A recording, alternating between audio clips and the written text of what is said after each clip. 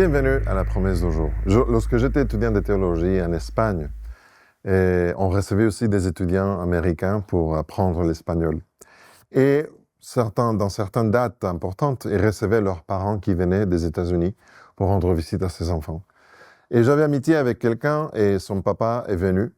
Et son papa avait une petite machine pour souffler de l'air dans son narine pour dormir la nuit. Et pour des raisons X, la machine était abîmée et ne fonctionnait plus.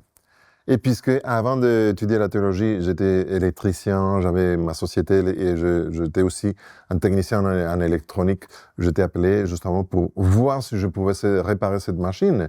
J'ai réussi, je réparais la machine, elle a recommencé, elle fonctionnait, donc cet homme a retrouvé à nouveau le sommeil. Il pouvait dormir.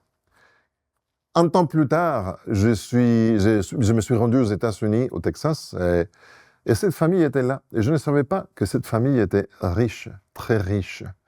Et cette famille m'a accueilli, m'a offert de tout. Ils ont fait des voyages avec nous. En bref, ils ont fait de tout et n'importe quoi pour nous régaler les meilleurs soins, on va dire, les meilleures attentions. Et ça, c'est quelque chose que me rappelle la promesse d'aujourd'hui. Cette promesse se retrouve dans Proverbes, chapitre 19, verset 17, qui dit « La personne qui donne aux pauvres prête au Seigneur, et le Seigneur la récompensera. » C'est vrai que cette promesse n'est pas exacte au cas que je viens de parler, parce qu'il était déjà riche. Mais sache que Dieu, c'est celui qui est le Père de tous, et il est le plus riche. Et toute chose qu'on fait pour Dieu n'échappe jamais à son regard.